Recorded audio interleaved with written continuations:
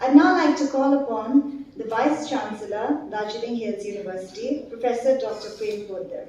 Professor Prem Poddar is currently the Vice Chancellor of Darjeeling Hills University. He's also been the Honorary Senior Fellow at University of Manchester in UK. He is Professor in Cultural Encounters at Roskilde University in Denmark for a decade. Prior to that, he was an Alexander von Humboldt Senior Fellow in Berlin, AHRC Fellow at Southampton University, and Carlsberg Senior Fellow at Cambridge University. He was a visiting professor at Fudan University in China, Confucius Senior Fellow in Shanghai, and visiting professor in Heidelberg University. He's taught in India, Britain, and in 2 universities in Denmark, both as an associate professor in postcolonial studies and professor in cultural encounters. He's the author of sundry articles and books on his varied interests. His forthcoming series of articles and a monograph, China in India, Himalayan Kalimpong, from Cambridge University Press, investigates India-China relations through the optic of borders in the Eastern Himalayas. His continuing interest in state and nation as conceptual context for analyzing cultural representation forms the center of his forthcoming work on the politics of the passport.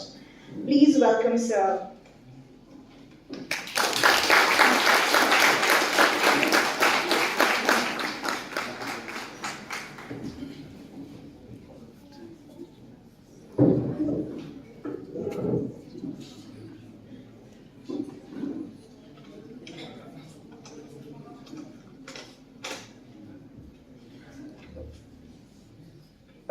Thank you, Dr. Anudar, for hosting this magnificent event. I'm grateful on behalf of DHU for allowing us to be here on this occasion.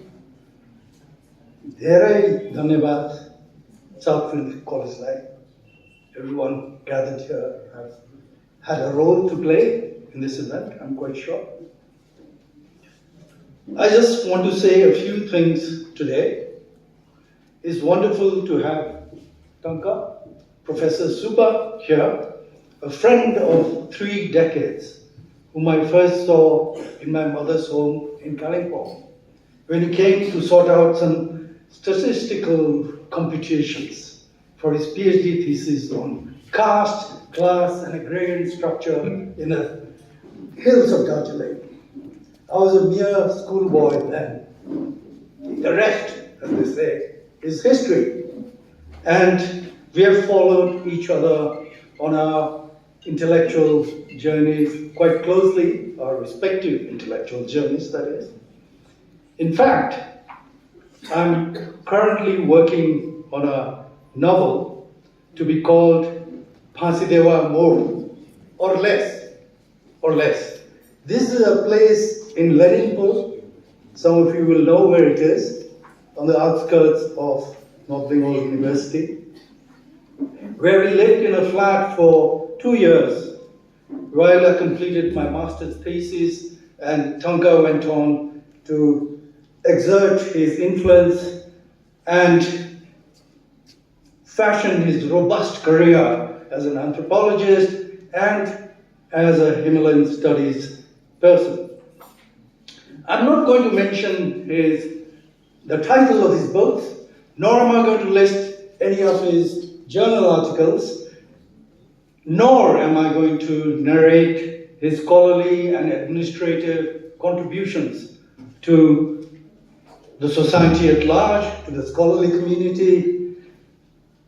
Suffice it to say here, I think, it's enough to say here, that for an audience like this, his name is far from unknown. All of you know his name, and therefore, I think he really needs no introduction. I want to keep this short. This is not a speech, so I want to keep this short.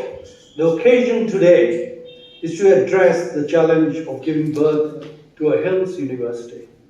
Currently, as Madam Rai pointed out, we are a virtual university. We are becoming a discursive university, and this occasion is a testimony to that. that it is all discursive. There is nothing much material about it.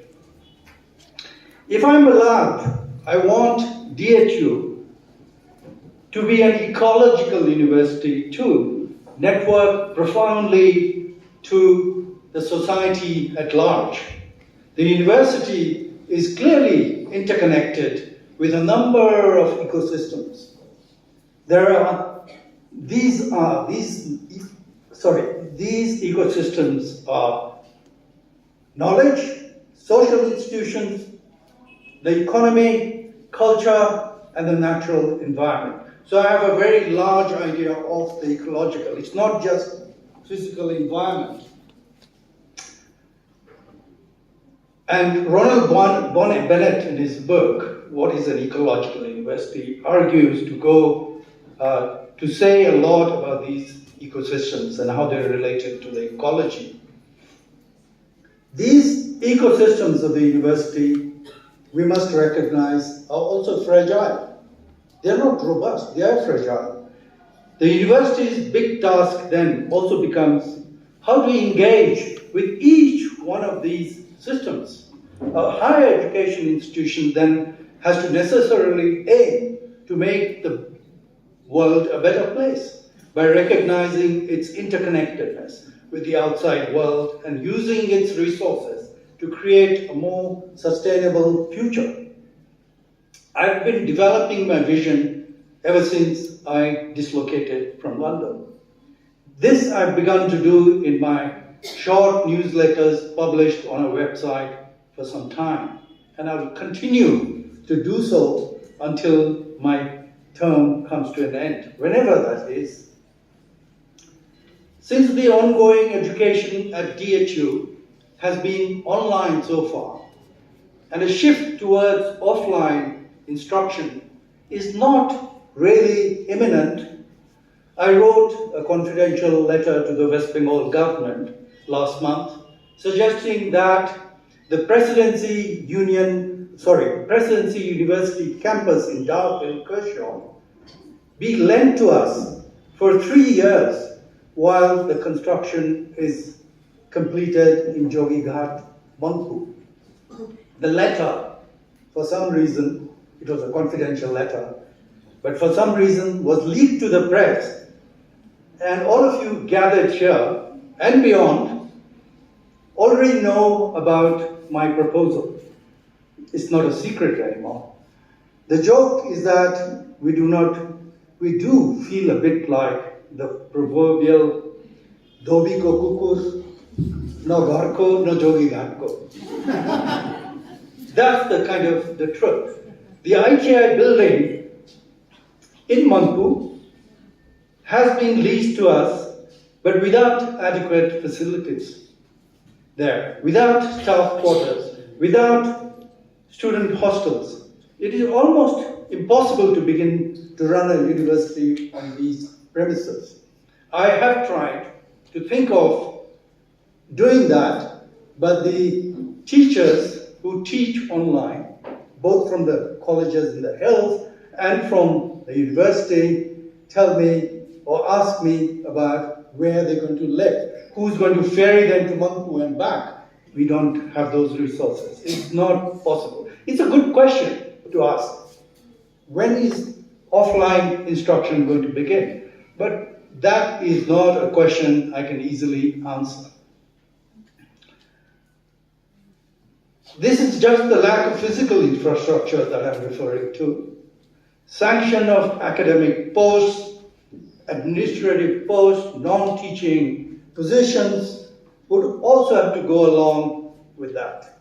They have to go along hand in hand. You can't just do one and leave the other out. Right now, North Bengal University has been generous enough to provide us administrative support and teachers to run some of those courses, as have the teachers in the Darjeeling Hills. North Bengal University, founded in 1962, has an interesting history of its own. The first Vice-Chancellor, B.D. Dasgupta, could be seen then under his umbrella supervising the construction of the building. The China War of 1962 entailed the Indian Army taking over the campus then, and classes had to be shifted to Siliguri College, which was also in the process of being built. We are fortunately not in a war situation today. Nevertheless, there are other kinds of grave risks afoot for new as well as old universities, as artificial intelligence technologies threaten to take hold of education.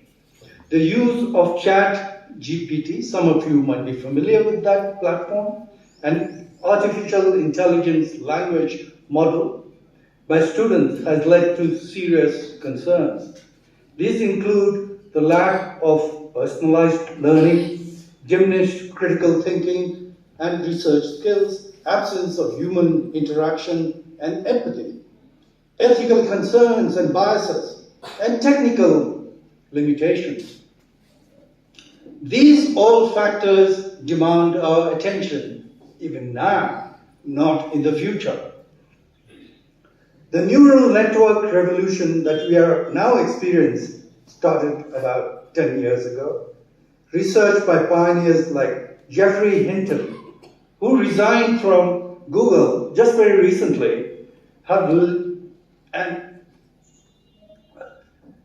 research by pioneers has led to leading computer scientists to voice concerns, including the future AI systems and about how they may surpass human intelligence, pursue misaligned goals, and pose existential threats. ChatGPT and other models continue to produce toxic language forms, with some languages issuing toxic responses. For instance, to queries about black people in almost a fifth of all tests, negative. Geoffrey Hinton, is afraid of the technology he helped create. My confidence, he says, that this was coming for quite a while has been shaken by the realization that biological intelligence and digital intelligence are very different. And digital intelligence is probably much better. While this may seem remote, far away from here in Darjeeling today, I can tell you that in this digitally connected world, it is here. A student writing an essay can ask ChatGPT to write it for them in just a matter of minutes. It doesn't take any longer. Who is to say what I have just told you, what I have just said to you, has not been written by ChatGPT? I could have asked ChatGPT to write a little talk for me, giving them coordinates about my positions and the tasks that entail this short intervention. I leave you with that very worrying thought. I'm sorry about that. Thank you for bearing with me. Over to you, Tanka. The space is all yours. Thank you.